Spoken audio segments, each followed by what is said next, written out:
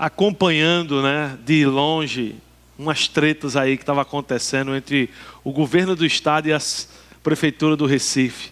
Quando eu estava viajando, eu via que tem umas construções acontecendo, acho que, se eu não me engano, em Setúbal, na velha antiga Vila Aeronáutica que tem ali. E aí era um derruba árvore, não derruba árvore, não derruba árvore. Interditava, desinterditava, interditava. Continuavam ainda fazendo, né, a prefeitura. E muita treta. E eu fiquei lembrando, né, de uma árvore que caiu, certo? Sem ninguém ter tocado nela. Bem na quina do prédio onde a gente mora com os pais de Michele. Veio, obviamente, uns ventos, chuvas fortes do inverno e derrubou essa árvore no sentido para dentro do prédio. E aí quebrou, certo? Toda a parte do muro, derrubou a grade, certo? E foram 6 meses de negociação, insistência com a prefeitura, para que a prefeitura indenizasse o prédio, porque a árvore é da prefeitura, né? E pagasse, ressarcisse o prédio pelos danos causados pela árvore. E adivinha o que eles fizeram o prédio fazer? Plantar uma outra árvore no mesmo lugar. Né? E aí eu fiquei pensando, o que é que vai dar nisso, né? Obviamente, talvez não esteja mais aqui, porque daqui que essa árvore caia de novo, ela vai ter que crescer, ficar grande o suficiente, acontecer as mesmas coisas. Aí eu fiquei pensando, o que que levam árvores a cair? Certo? E aí eu comecei a pesquisar aleatoriamente, porque eu sou um cara meio esquisito. Certo? A minha nora está aqui. Né? Fazendo assim. Eu gosto de pesquisar coisa que não tem nada a ver com nada a ver. Só por curiosidade. E aí eu estava preparando a mensagem de hoje e vi que como se encaixa as razões que árvores caem com o que a gente vai falar hoje. Então eu preparei para vocês um videozinho, não preparei, peguei um videozinho do YouTube de uma bióloga chamada Fabiola. Ela tem um nome bem diferente, é brasileira, vocês vão ver logo. Ela é da UNUSP, né? E vocês vão ver como é que ela retrata as razões. Então, vocês têm aí já o vídeo funcionando. Parece que vocês estão aí meio concentrados em outras coisas, não sei. Espero que o vídeo funcione direitinho. Vamos lá. Falta o som, né?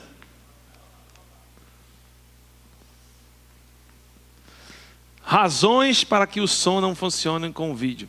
Vai ser minha próxima mensagem. Por que é que as árvores das zonas urbanas caem?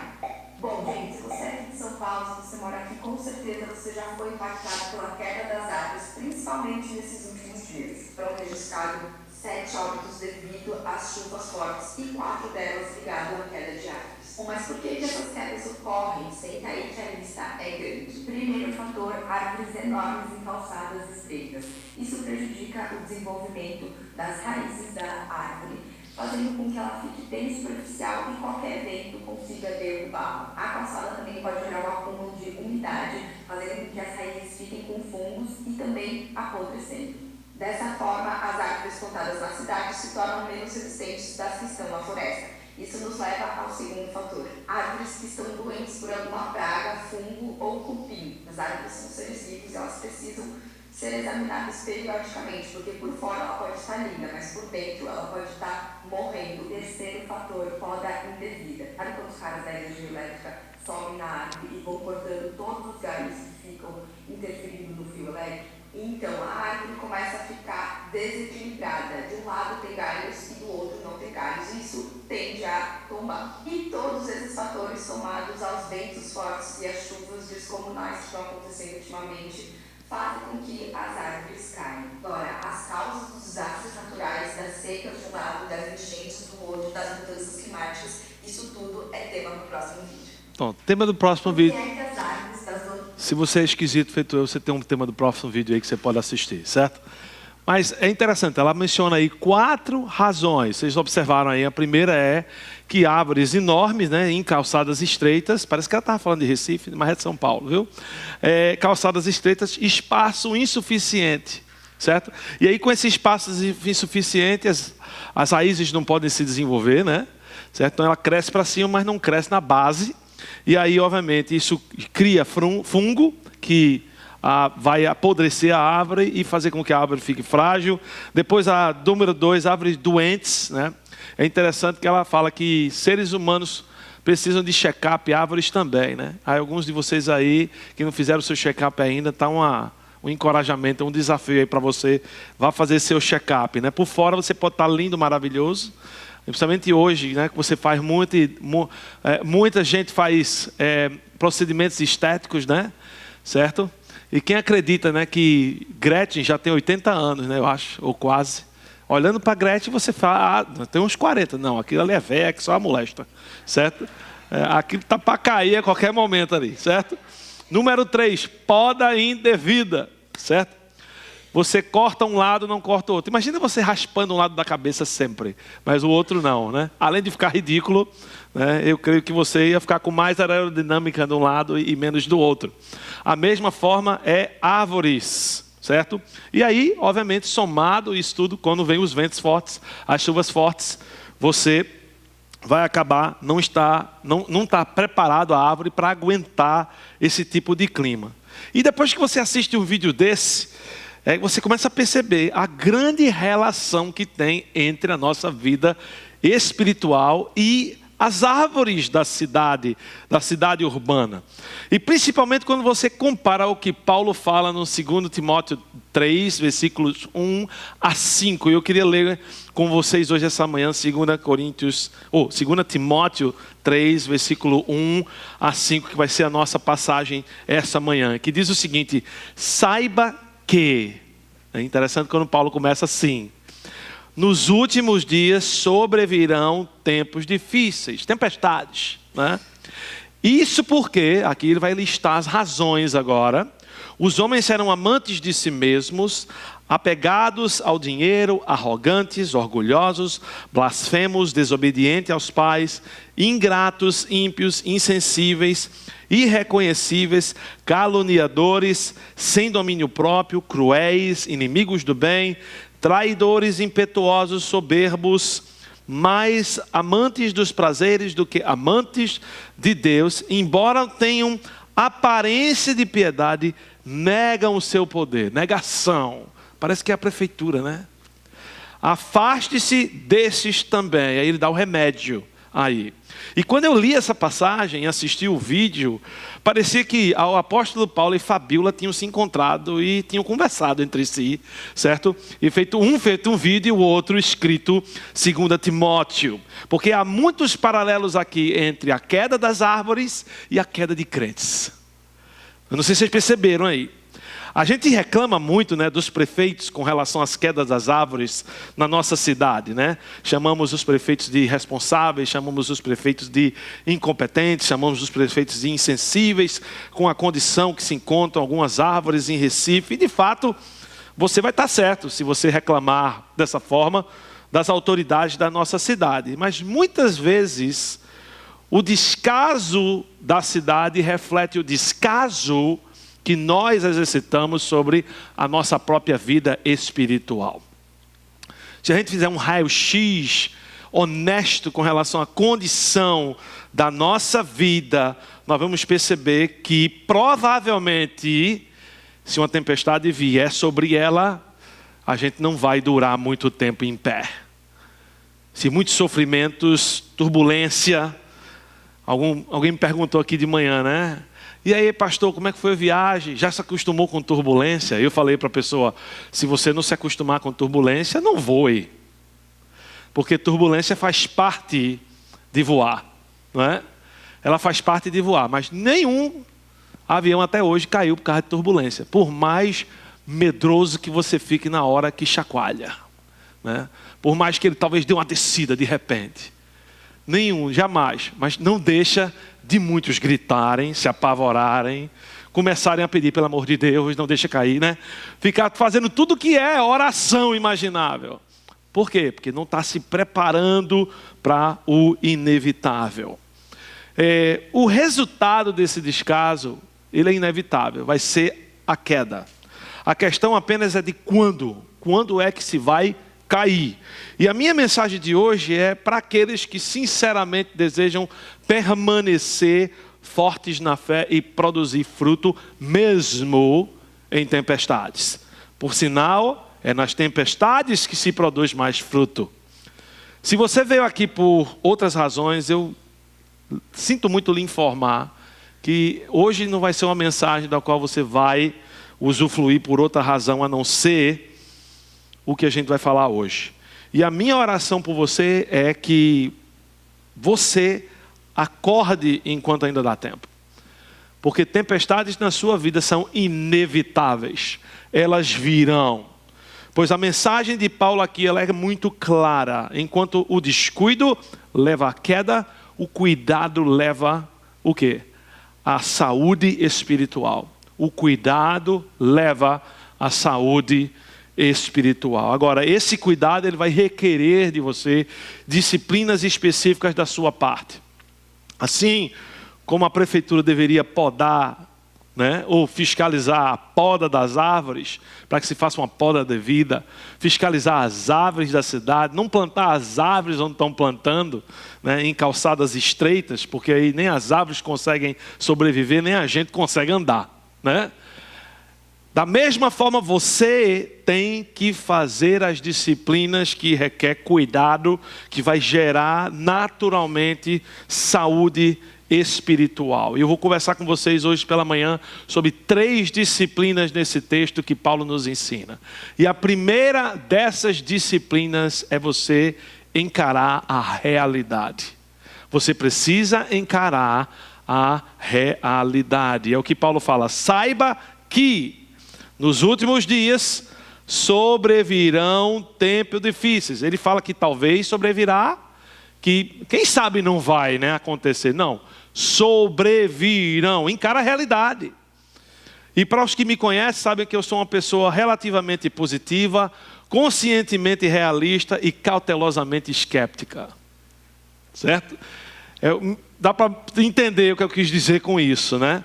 Traduzindo, você deve sempre lembrar que Deus é com você, e por Ele ser com você, você está protegido e cuidado, mas a gente precisa exercitar aquilo que Ele nos deu, para que resultados positivos venham a surgir. E por último, nós temos que aceitar as coisas como elas são, e as coisas podem dar errado. As coisas podem dar errado. Se você acha que tudo vai dar certo, certo?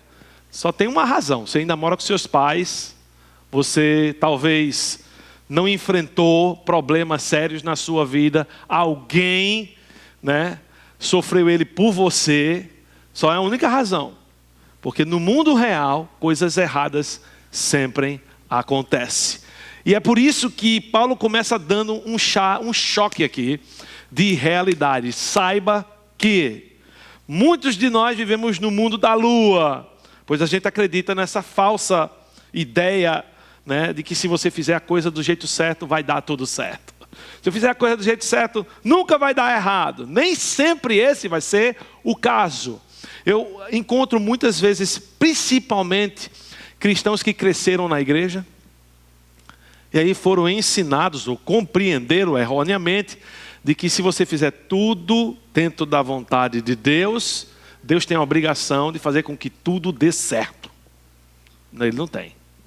E não vai acontecer assim como você imagina.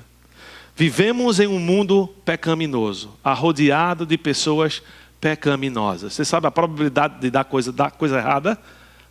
É muito grande. É muito grande. Só temos uma garantia, é que as coisas erradas vão acontecer. Então, se você já sabe que coisas erradas vão acontecer, o que é que resta você fazer? Se preparar. Não tem muito o que você fazer. Você tem que se preparar. Vamos dizer que fosse anunciado aqui que haverá chuvas jamais experimentadas na cidade do Recife. O que é que você ia fazer? Você ia começar a avaliar. Será que eu estou protegido? Será que minha casa vai alagar? Se eu moro numa barreira, será que não tem como eu morar com alguém por uma semana ou 2? Você ia começar a tomar decisões. Mas quando a coisa é a sua vida espiritual, parece que você bloqueia tudo. Não, vai dar tudo certo. Vai dar tudo certo.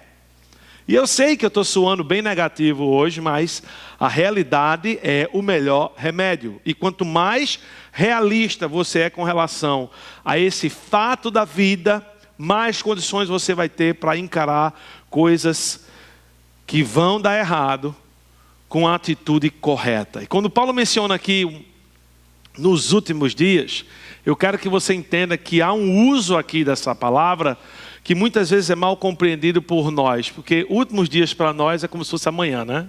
Amanhã. Mas a palavra que ele usa aqui é uma palavra bastante usada em teologia, que é escatos, que é onde a gente tira a nossa palavra escatologia, certo? E escatologia, se você já estudou teologia, se você não estudou teologia, você quer aprender sobre escatologia, eu queria que você viesse, fizesse sua inscrição no Seminário Bíblico da Graça, você vai aprender, certo? Aulas para começar em fevereiro de 2026. Só dando uma dica aí.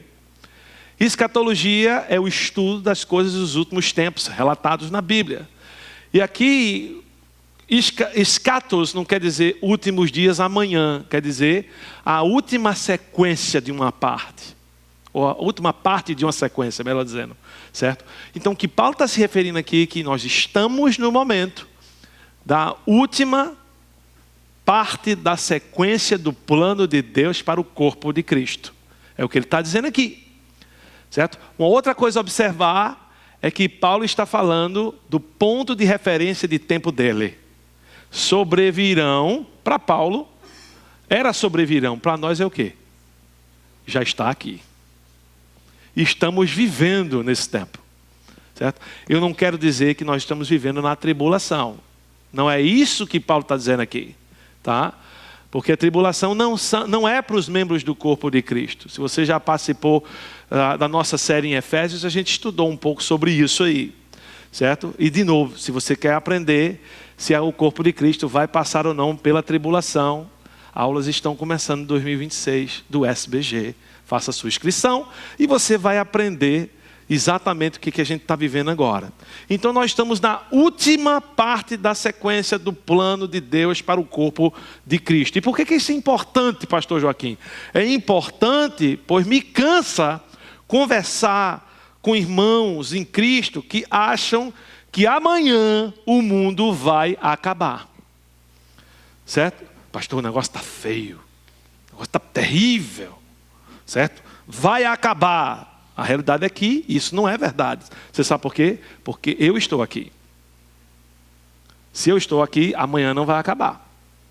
Certo? Agora, se você vier para a igreja próximo domingo e eu fui arrebatado e você não foi, tu está lascado. Certo? Porque vai acabar. Aí realmente tu começa a te preocupar. Mas se eu estou aqui ainda, amanhã não é o último dia. Certo? Por quê? Porque nós somos partes do corpo de Cristo e primeiro tem que acontecer o arrebatamento. Antes do arrebatamento, não há últimos dias no sentido de tribulação. Então, últimos dias aqui no sentido é a última parte da sequência do plano de Deus para o corpo de Cristo. E quando você entende isso, essa compreensão adequada lhe dá uma perspectiva de você poder encarar com realidade os dias atuais. Certo? E se estamos na última parte da sequência do plano de Deus para o corpo de Cristo, que tipo de tempo é esse que eu e você vive? E Paulo hoje chama esse tempo de tempos difíceis. E a palavra difícil significa difícil de suportar, perigoso e problemático.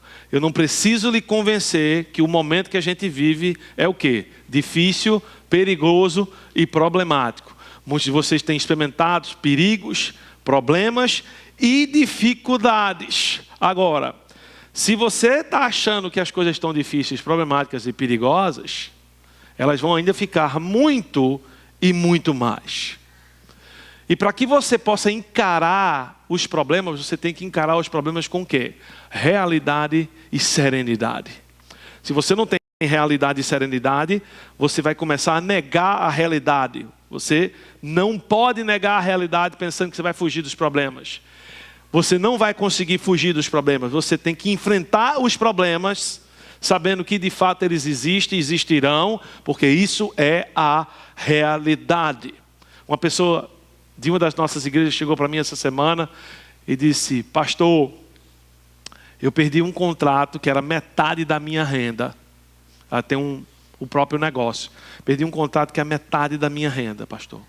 Mas eu já comecei a fazer cortes de todos os tipos. Então cortei isso. O que é isso? Encarando a realidade com serenidade. Imagina se essa pessoa perde metade da renda e diz, vamos botar no cartão. Vai dar certo. Daqui a 30 dias eu não tenho um problema, eu vou arrumar um outro contrato para substituir esse. Como é que ia dar certo um negócio desse? Não ia dar certo um negócio desse. Você ia pegar uma situação já difícil e ia torná-la mais difícil ainda. Então, a gente tem que encarar a realidade. Se o tempo que vivemos é difícil, você tem que perguntar-se a si mesmo, no que eu tenho investido? Em que eu tenho investido? Você tem investido na vida espiritual da sua família? Ou você acha que tudo vai dar certo? Só porque você é você. Lindão. Né? Certo? Você tem confiado na sorte com os seus filhos e os seus relacionamentos? Você age como se tudo estivesse bem e tivesse tudo dentro do seu controle? Isso não é encarar com realidade e serenidade. A verdade é que o que nós temos hoje são tempos difíceis, problemáticos e perigosos. E se você não acordar, a gente vai se dar muito mal. E eu falo gente aqui no sentido específico você. Você vai se dar muito mal. Você precisa encarar a realidade, meu irmão. Você precisa aproveitar as oportunidades de crescimento espiritual que essa igreja tem providenciado para você aqui. Nós temos GVs, nós temos programas de classe, nós temos o SBG, nós temos ministérios específicos para mulheres, para homens, para casais. Você tem que aproveitar e investir. Os tempos são difíceis, mas se você encarar esses tempos com realidade, você vai crescer e se tornar mais saudável espiritualmente. Encarar a realidade do tempo que a gente vive é a primeira disciplina que vai levar você à saúde espiritual. A segunda disciplina é você identificar as razões por que os tempos estão difíceis. As razões por que os tempos estão difíceis. E uma grande quantidade de crentes vivem como descrentes. E nem sequer percebem, reconhecem isso. Nós estamos vivendo um momento do cristianismo onde tudo está sendo redefinido da fé cristã. O que era errado para o crente, hoje em dia não é mais. O que era errado em 1980 para o crente, em 1990, hoje é só uma sugestão. Certo? Ou uma má compreensão do que Deus falou aqui. Então a gente tem redefinido todas essas questões de verdade. Mas observe que na lista dada aqui das razões por Paulo, do porquê os dias têm se tornado difíceis, não consta uma lista para crente e uma lista para descrente. A lista é para todos. Certo? As razões que os tempos estão difíceis é porque crentes e descrentes têm contribuído para os tempos se tornarem difíceis. E a lista não é pequena. Vê só, isso porque os homens, humanidade. Você faz parte da humanidade? Se sim, então é você com quem ele está falando aqui. Os homens serão amantes de si mesmos, apegados ao dinheiro, arrogantes, orgulhosos, blasfemos, desobedientes aos pais, ingratos, ímpios, insensíveis, irreconciliáveis, caluniadores, sem domínio próprio, cruéis, inimigos do bem, traidores, impetuosos, soberbos, mais amantes dos prazeres do que amantes de Deus. A lista é imensa. E seria necessário provavelmente uma série de mensagens para eu pegar cada uma em detalhe aqui e explicar para você o que cada uma delas significa. Mas se você prestar bem atenção, Paulo que sintetiza essa lista toda em uma única razão. E qual é essa razão? Que crentes e não crentes são mais amantes de si mesmos do que de Deus. Observaram aí? Tudo é sintetizado nessa única razão. Todo mundo está obcecado, está tomado pela vontade de ter suas necessidades satisfeitas de acordo com sua metodologia. Todo mundo está fixado em satisfazer os prazeres da sua carne do que viver da vontade de Deus. E nesse sentido, não há muita diferença não entre crentes e descrentes, pois nós, tanto de um grupo como do outro, temos vivido em função de satisfazer as nossas vontades a todo custo. E dessa forma, sem você reconhecer ou você reconhecendo, você tem contribuído para o tempo difícil em que nós vivemos. Eu não tenho muito tempo, eu sei, certo? Mas eu acho importante explicar, pelo menos rapidamente, para lhe ajudar a identificar na sua vida se você tem participado de contribuir para esses tempos difíceis ou não, reconhecendo algumas das coisas que Paulo fala aqui. Então, primeiro, ele fala sobre o quê? Apegado ao dinheiro, certo? Eu vou tentar colocar aqui, nessa nossa grande quadro aí, para você ter uma ideia do que é. E o que é ser apegado ao dinheiro? Apegado ao dinheiro é você transformar o dinheiro em Deus, né? Na sua vida. Ah, se eu tivesse mais dinheiro. Se eu pudesse comprar mais coisas, porque realmente, de fato, o seu problema é ter mais coisa.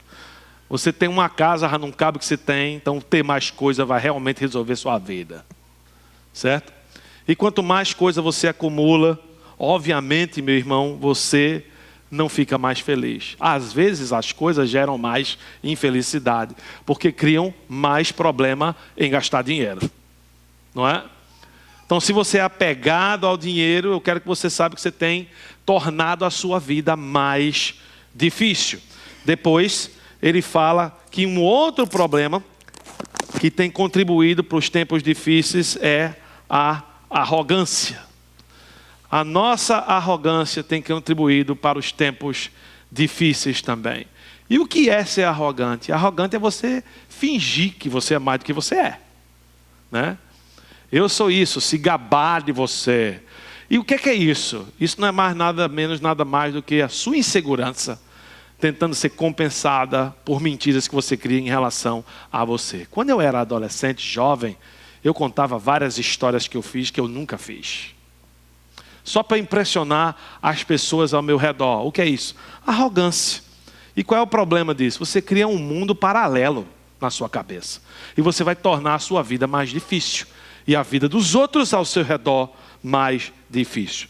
Depois ele menciona o problema com o orgulho. E orgulho é algo que às vezes a gente acha que é igual à arrogância, mas não é. Enquanto a arrogância é você fingir que você é mais do que você é, o orgulho é simplesmente você se achar melhor do que os outros. Um é um problema com você, não encarar a realidade sobre você. O outro é um problema de você pensar que você é menos do que os outros e tentar compensar, dizendo para você que você não é tão ruim assim. E você sabe o problema de você ser orgulhoso? É que você não quer ser o quê? Corrigido jamais. O orgulhoso, ele não quer ser corrigido.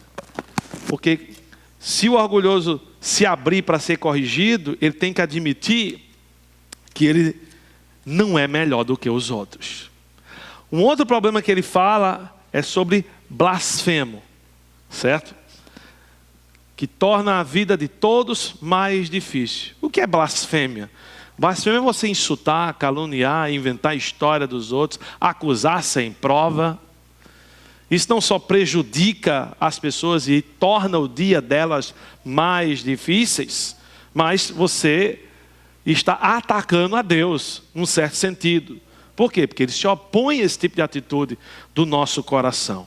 Um outro problema que ele menciona de tornar os dias mais difíceis é a desobediência aos pais.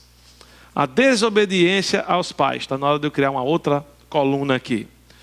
E é muito interessante porque tem muito jovem que já veio a mim dizer, olha, meu pai não merece meu respeito, minha mãe não merece meu respeito. E eu sempre digo a eles o seguinte, o que eles estão dizendo você para fazer é de acordo com os princípios bíblicos de Deus? Sim. Então cala a boca e faz. Simples. Certo? Eu falo com muito amor. Não é? Por quê? Porque, bicho, se tu esperar que o outro mereça o teu respeito para tu poder obedecer, certo? Tu vai arrumar até problema em Deus para não obedecer. Essa é a realidade. E quando eu não obedeço os meus pais, eu torno a vida deles mais difíceis, eu torno a vida dos meus irmãos em casa mais difíceis, eu torno a vida da família toda mais difícil. Porque eu não quero fazer aquilo que é óbvio e correto. Um outro problema que ele fala que a gente pode contribuir para os dias mais difíceis. Eu estou tão bem aqui com isso, já. Pode botar aí, irmã. Certo? Muito obrigado, amor, da minha vida. Não serei ingrato. Certo? E eu quero que vocês saibam que a falta de gratidão é o não reconhecer que tudo que você tem foi dado por Deus, não foi adquirido por você. Não, mas eu trabalhei, eu comprei. Você trabalhou porque você tem saúde. Quem deu? Deus. Você tem talentos. Quem deu? Deus. Você tem capacidade cerebral de aprender. Quem deu? Deus, seu debilóide. Deus deu. Então, gratidão deve gerar generosidade. Certo? Se você é uma pessoa grata, você é generosa com Deus, com a igreja do Senhor e com os outros, com seus irmãos, certo? Porque você reconhece, isso não é meu, né? Isso tudo é de Deus. Uma outra atitude que Paulo aqui fala que contribui para os dias maus, e já usando aqui o porta-durex, que é muito mais fácil. Por que eu não pensei nisso, hein? É porque a minha mulher é mais capaz do que eu, certo? É a situação da natureza do ímpio. Isso aí é onde Paulo entra agora na questão do não crente, certo?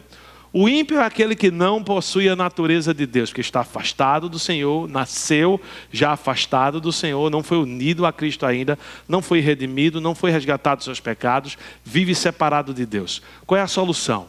Reconheça que você é pecador, Cristo morreu pelos seus pecados, creia e agarre-se nele. Certo?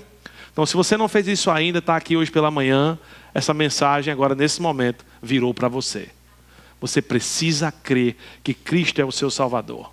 Então, você vai continuar ímpio, praticando todas as atitudes naturais de um ímpio. Essa é a realidade. Uma outra atitude que Paulo nos fala aqui, que contribui, lá vai eu querer pegar da fita durex ali, ó. Quase que eu esqueço. A minha esposa ia dizer, você não gosta de que eu ajude você. Certo? Nunca escutei isso. Insensível. Tá? O que é uma pessoa insensível? Você é insensível à medida que a sua atitude, certo? Não reconhece que os relacionamentos devem ser feitos com leveza, enriquecimento, através da sua sensibilidade. Tá? A gente, como nordestino, acha que a gente nasceu grosso. E não vai mudar. A gente tem uma mania de ser Gabriela. Eu nasci assim e vou morrer assim. Gabriela. Né?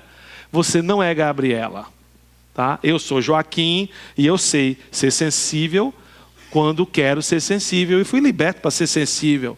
Mas eu torno a vida de todo mundo mais difícil quando não sou. Uma outra qualidade que Paulo fala aqui, qualidade não, né? Atitude, né, do coração, lá vai eu de novo. Eu vou jogar isso no lixo. Lá vai eu de novo pegar isso. Em nome de Jesus. Vamos para isso aqui que isso é muito mais fácil. É a atitude de ser irreconciliável.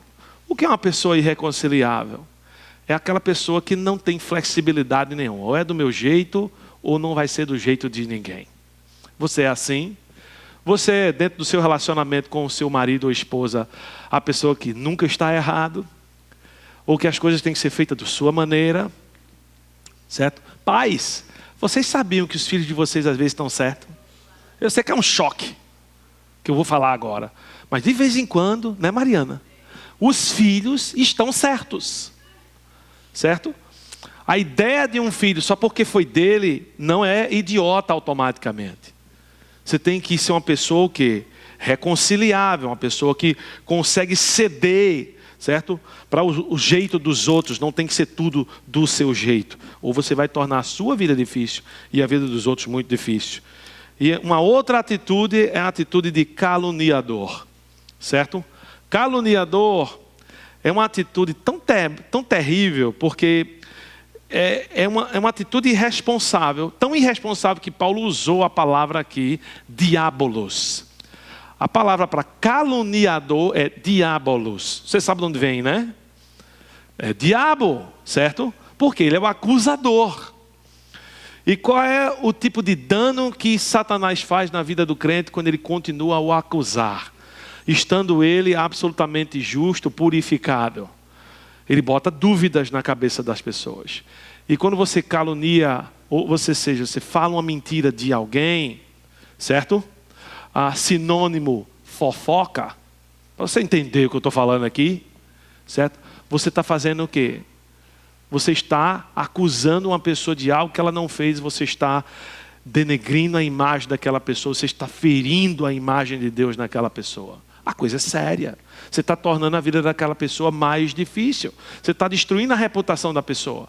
Se gente suficiente começar a acreditar, você vai prejudicar o relacionamento dessa pessoa com outras pessoas. Você vai prejudicar as outras pessoas em relação àquela pessoa. É algo muito sério e problemático. Agora, vamos entrar aqui quase nos últimos, que seria o de... Cadê? Não tenho. Eu errei aqui, ó. Mudei aqui a ordem aqui das coisas. O próximo é a atitude de sem domínio próprio, certo? Sem domínio próprio. Se eu exerço controle sobre minhas emoções, eu tenho domínio próprio. Se eu não exerço controle sobre minhas emoções, eu vivo das emoções. Eu já vi muita gente dizer, não, mas eu sou assim. Não, você não é assim. Você quer ser assim. É muito diferente, certo? Porque se você acha que você é assim, por isso dá o direito de você tratar as pessoas de acordo com as suas emoções, então da próxima vez que você vir me tratar, eu vou dizer, sabe de uma coisa? Eu sou assim também, toma. Vai dar certo? Vai tornar a vida de todo mundo mais difícil. A outra atitude de Paulo aqui é a atitude da crueldade, certo? E a gente tem que ter muito cuidado com as nossas palavras.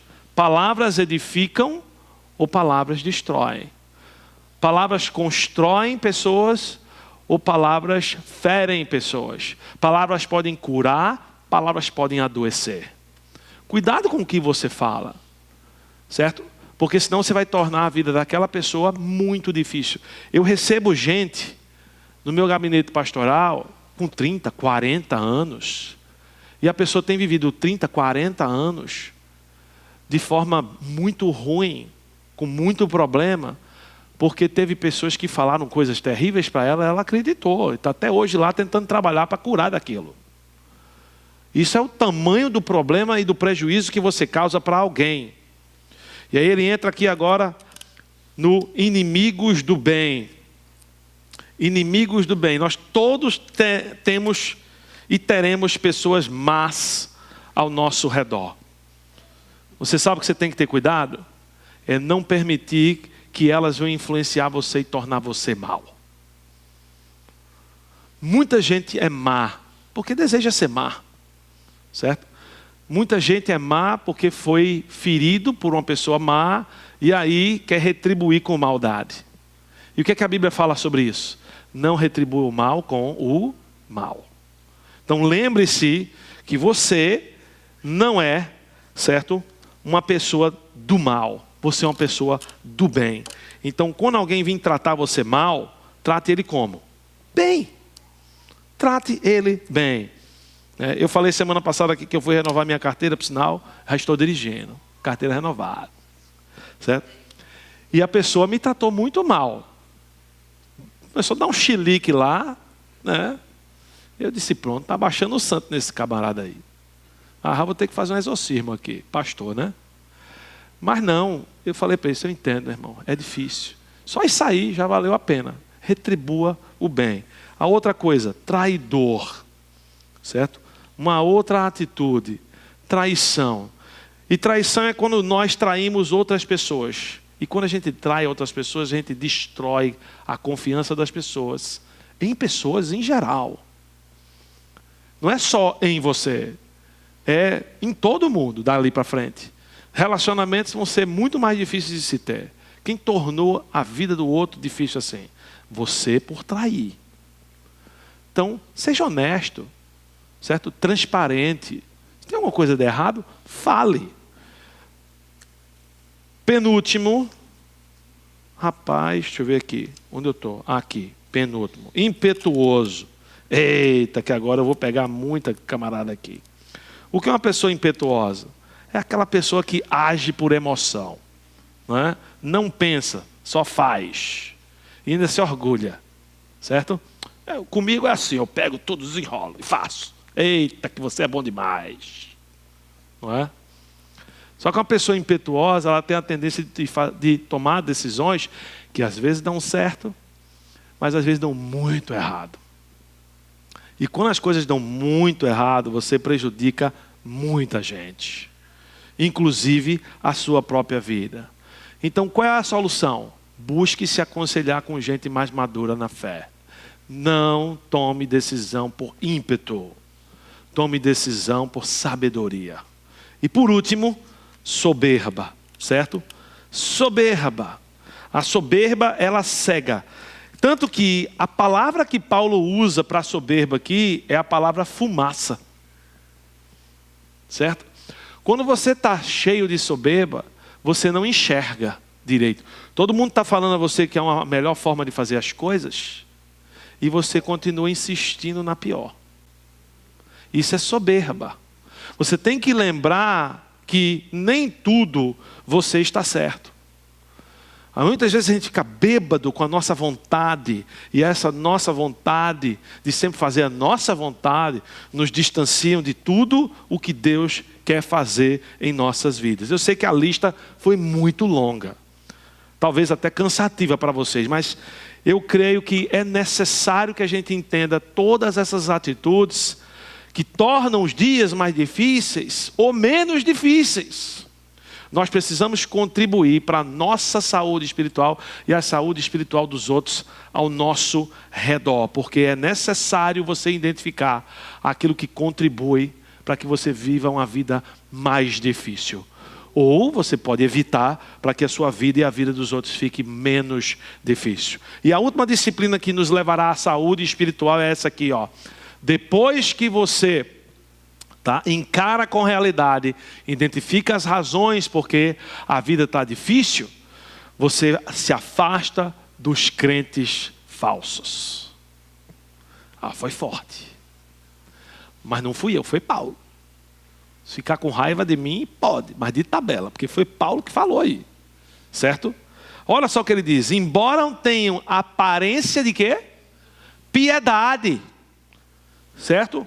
Está vestido como crente, fala o crentez, mas negam o seu poder.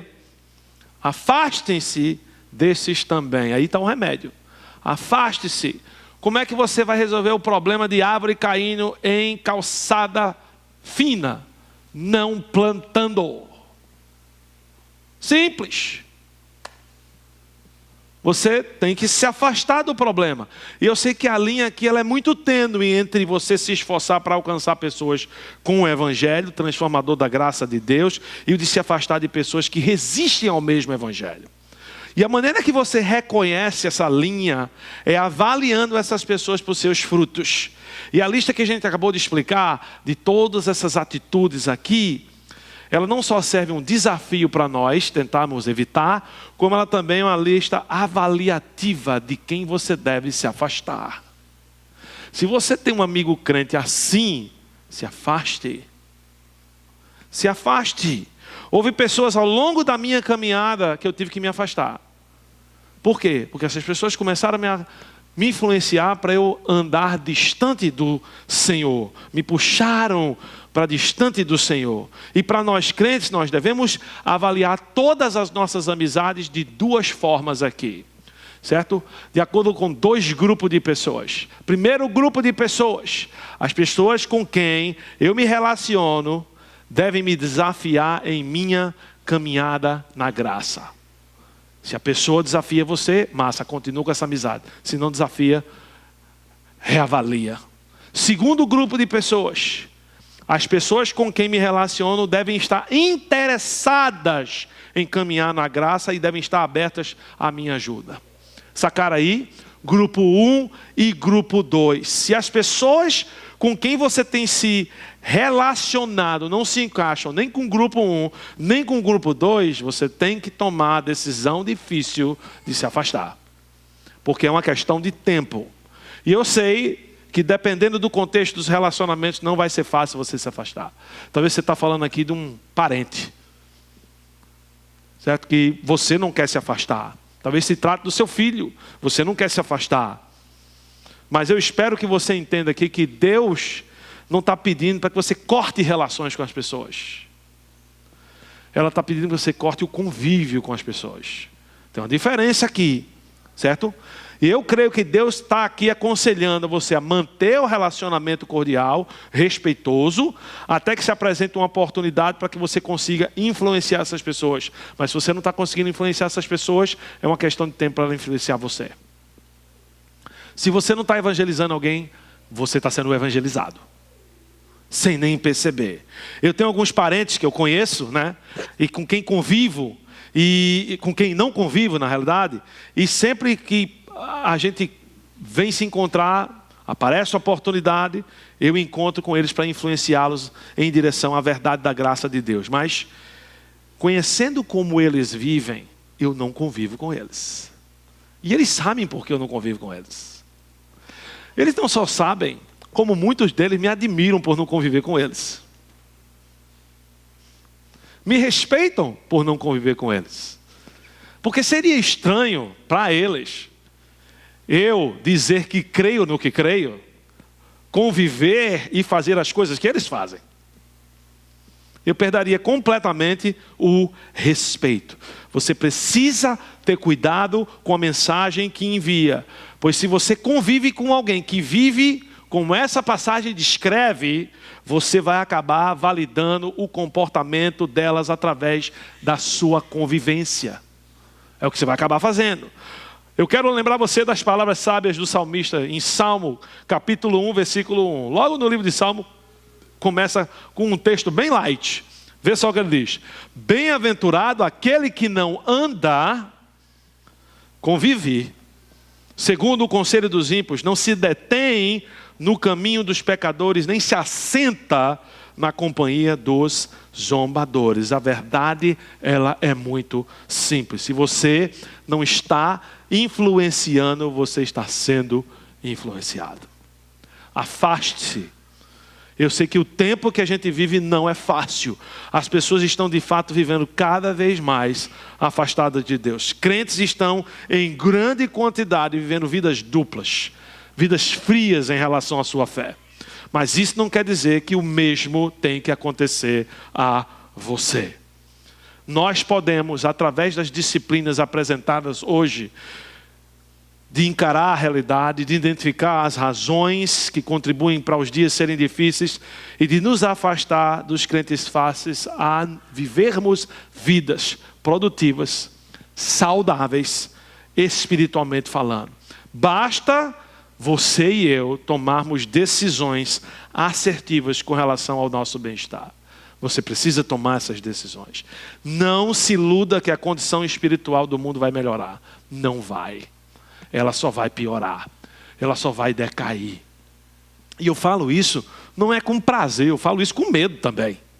Porque eu estou com vocês, vivendo aqui também. E eu sei do que isso significa. Toda vez que eu vejo notícias por aí, eu penso, cara, logo a gente não vai poder mais se encontrar. Do jeito que as coisas estão indo. Do jeito que as coisas estão indo, muito em breve eu vou ter um processo ou 2 contra mim. Numa dessas lives que a gente grava aí. Porque as coisas estão cada vez mais difíceis.